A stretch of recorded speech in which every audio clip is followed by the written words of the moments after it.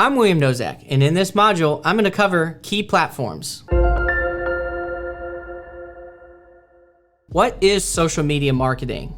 So this is the use of social media platforms to connect with the target audience, right? The whole thing at the end of the day is to push the brand narrative.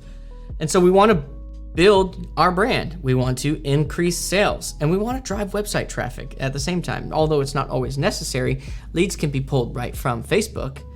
And they can be pulled right into other funnels. So accomplished by publishing great content. Whether you're high frequency or you're a lower frequency, really you got to figure out that frequency that you can manage that hits the quality metrics or quality benchmarks that you've got in place for your brand. And then it needs to engage with followers. Ways you can do this are also running ads, boosting posts, and then of course tracking that analytics. Everything we do needs to be data driven. So the key platforms right now, and this is of course subject to change tomorrow, is YouTube, Instagram, Facebook, Twitter, TikTok, Pinterest, Snapchat. As you can see, there are a couple new ones on that list.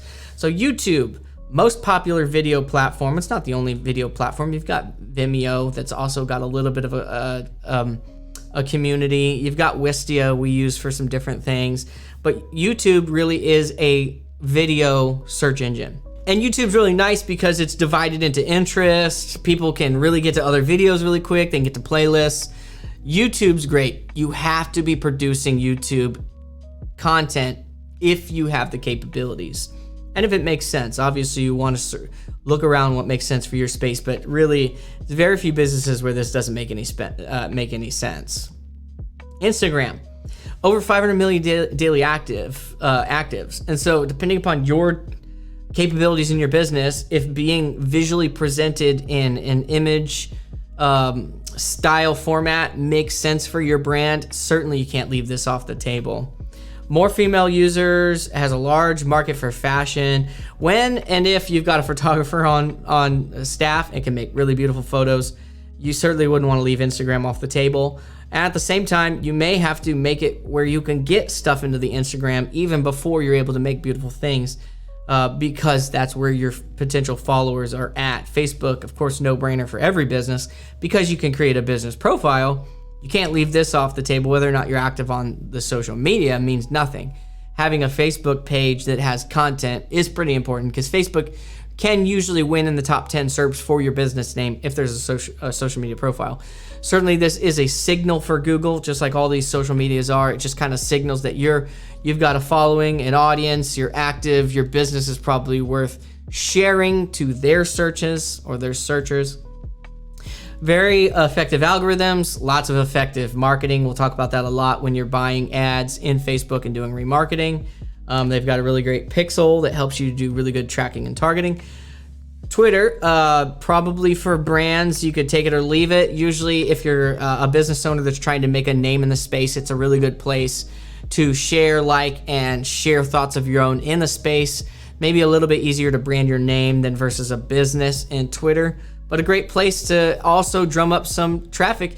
If you talk about enough great things in your space, Google's gonna bleed your Twitter feed through, which pushes your competition a little bit further down. And so this is just a good spot to use up more SERPs and to find more people to talk about things that you all enjoy together. TikTok, younger audience, very short videos. It's growing, it probably will for a long time. You have to understand who your demographic is and how they consume and maybe how others in your space are using it. Certainly, you may be the first person to use a TikTok for your style business, service, or industry, and you can make it work. Don't ever be afraid to be a pioneer. It isn't all in the pioneering, but sometimes if you feel like you can make it work, then it's sometimes worth trying. So Pinterest, it's more of aesthetic, visual interactions. There's a lot of cool things you can do with Pinterest images, like allowing people to pin them and do different things with them on a website. Again, you're going to want to look at the demographics and how your competition's using Pinterest if they are not. Snapchat, another young group of people are using this. Not super important for most brands, but again, if you're selling skateboards, it probably is. Or if you're selling something to a younger generation, it probably is something that you would need to use. And so these are things that, you really have to understand who the demographic, who's the buyer, who are we targeting, where are they, what are they consuming, and how can we give some more of it so that we can get our impression loads up, get our click loads up, get our lead loads up, get our sales lead volumes up. Those are the key platforms. Of course, there are going to be more. LinkedIn, there are several other always coming out. And you really, if that's where your persona or your psychographic is at, certainly you're going to probably create something and try to create content in it. There's been lots that have come and gone in the last couple of years.